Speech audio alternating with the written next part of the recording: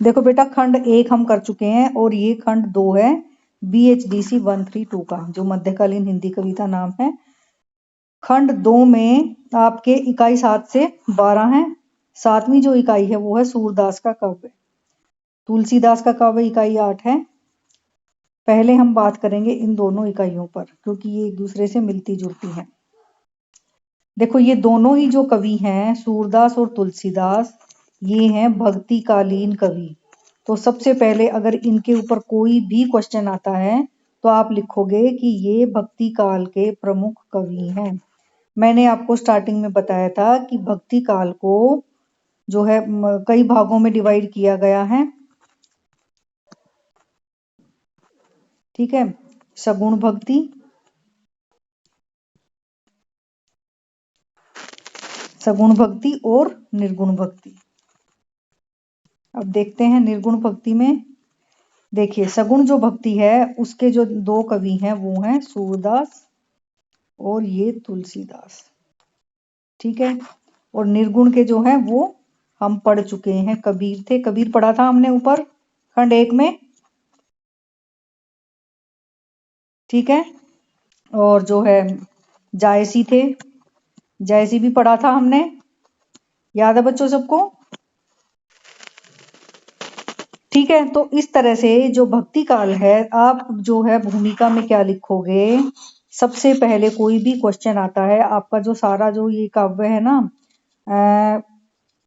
देखो कबीर के ऊपर, जायसी के ऊपर, सूरदास के ऊपर और तुलसीदास के ऊपर, इनमें से 2 क्वेश्चन आपके आराम से बनेंगे ही बनेंगे, 20-20 नंबर के क्वेश्चन, चाहे कोई भी आए। ध्यान से सुनना मेरी बात, क्वेश्चन चाहे कोई भी आए, सबसे पहले आपको भूमिका लिखनी है।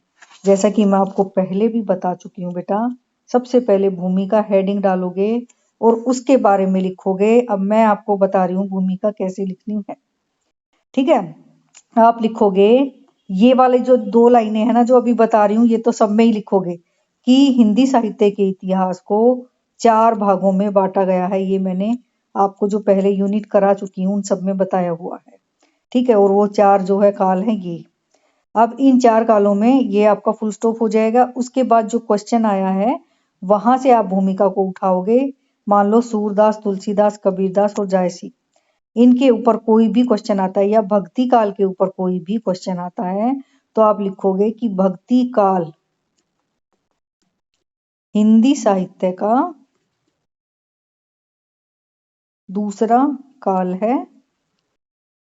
ठीक है, दूसरा काल है। आदिकाल, भक्ति काल, रीति काल और आधुनिक काल है। तो ये भक्ति काल जो है दूसरे नंबर पर आता है। अब भक्ति काल जैसा कि नाम से ही स्पष्ट है कि इस काल में भक्ति की प्रधानता थी। जितने भी कवि हुए उन्होंने भक्ति की है। अब वह जो भक्ति की है उन्होंने भक्ति 2 तरह से की है। तो हमारे सामने जो इस काल के जो कवि आते हैं उनको प्रमुख रूप से हम 2 भागों में बांट सकते हैं। नंबर 1 निर्गुण कवि, दूसरा सगुण कवि। फिर निर्गुण कवियों में कबीर और जायसी मुख्य कवि हैं, जबकि सगुण कवियों में सूरदास और तुलसीदास मुख्य कवि हैं। निर्गुण भक्ति, फिर आप निर्गुण भक्ति के बारे में बताओगे थोड़ा सा। निर्गुण भक्ति, निर्गुण जैसा कि नाम से ही स्पष्ट है, बिना किसी गुण के निर्गुण, निर मतलब बिना किसी गुण के, जिसमें कोई गुण ना हो। यानी जो कबीर और जो जायसी हैं या निर्गुण जो कवि हैं वो क्या मानते हैं कि ईश्वर जो है उसका कोई रूप नहीं है, एक है वह। चाहे वह अल्लाह है, चाहे वह भगवान है, चाहे जो है ईसा मसीह है, किसी भी धर्म का जो कोई भी भगवान है वह एक है और उसका कोई आकार नहीं है। ठीक है, आकार नहीं है, वह क्या है? शून्य है। ठीक है, केवल वह क्या है? एक शक्ति है। तो ऐसा ये निर्गुण वाले मानते हैं, कबीर और जायसी। ठीक है, इसी तरह से जो सगुण है, सगुण, सगुण का मतलब है गुण के साथ। अब सगुण पर चर्चा करेंगे हम, क्योंकि हमारी यूनिट यहीं से स्टार्ट हो रही है। सगुण, सगुण मतलब गुण के साथ, जिसमें गुण, गुण किस में होंगे? अगर कोई चरित्र है, अगर कोई कैरेक्टर है, तो उसमें ही तो गुण दोष होते हैं। यानी कि जो कैरेक्टर है हमारे सामने, उसी में गुण दोष होते हैं। तो इनका जो भगवान है, इन्होंने, इनका जो इष्ट देव है सगुण भक्ति वालों का, वो क्या है? गुण सहित है, गुण सहित। यानी इनके जो ईश्वर हैं उनका एक रूप है।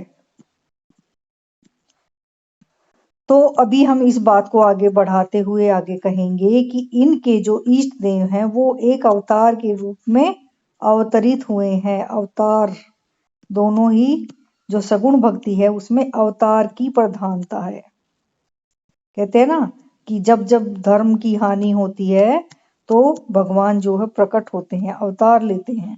तो इनकी दोनों की ही भक्ति में, देखो बेटा मैं तुम्हें ऐसे पॉइंट बता रही हूँ, चाहे सूरदास का क्वेश्चन है या तुलसीदास का या भक्त।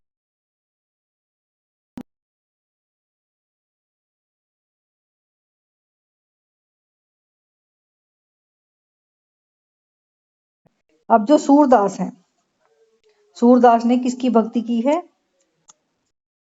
कृष्ण की।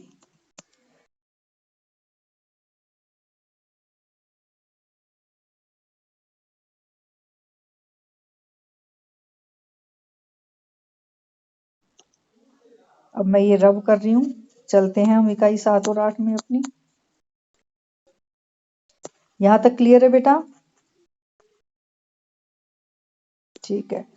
कैसे आपको स्टार्ट करना है एकदम से, भक्ति काल के ऊपर कोई भी क्वेश्चन आता है तो आपको कैसे स्टार्ट करना है ये मैंने बताया है अभी। अच्छा, अब हम सूर और तुलसी, इन दोनों यूनिट्स को अब खत्म करते हैं। कब है पेपर आपका? ठीक है, तो अभी हम ये 2 यूनिट खत्म करेंगे। और कल हम जो है रहीम हम छोड़ सकते हैं, इसको स्किप कर देंगे हम, इसको नहीं करेंगे इकाई 9 को। उसके बाद हम बिहारी और घनानंद और भूषण, भूषण को भी स्किप कर सकते हो क्योंकि चॉइस आएगी। तो कल हम ये 2 यूनिट कर लेंगे।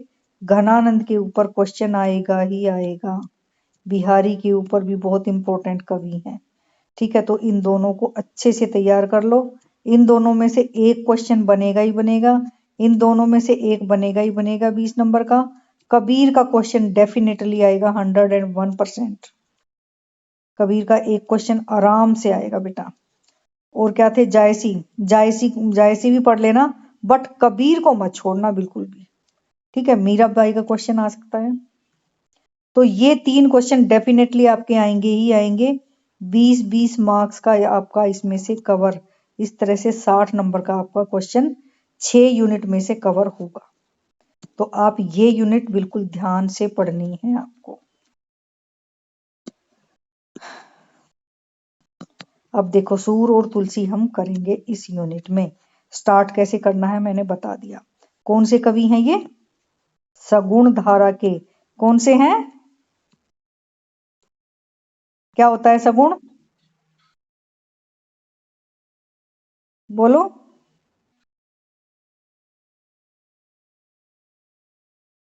गुड, वेरी गुड, अवतार। तो हमारा कीवर्ड हो गया एक अवतार। जैसे राम है, ठीक है, राम, राम एक अवतार के रूप में आए हैं। कृष्ण है, कृष्ण को एक अवतार माना जाता है। अब तुम्हें जो भी राम में क्वालिटी दिखाई देती हैं वो आप इस काव्य में लिख दो, तुलसी के काव्य में। जो भी आपको कृष्ण में क्वालिटी दिखाई देती है, जो भी गुण दिखाई देते हैं, वो आप सूरदास के काव्य में लिख दो। आपका क्वेश्चन कंप्लीट हो जाएगा। अब हम आते हैं अपने स्टडी लर्निंग मटेरियल पे। अब आप देखना कि जो भी हमने अभी पढ़ा है, अभी हम क्या हुए हैं, इससे नोन टू हुए हैं कि क्या है सूरदास, क्या है तुलसीदास, सूरदास ने किसके ऊपर लिखा, तुलसीदास ने किसके ऊपर लिखा।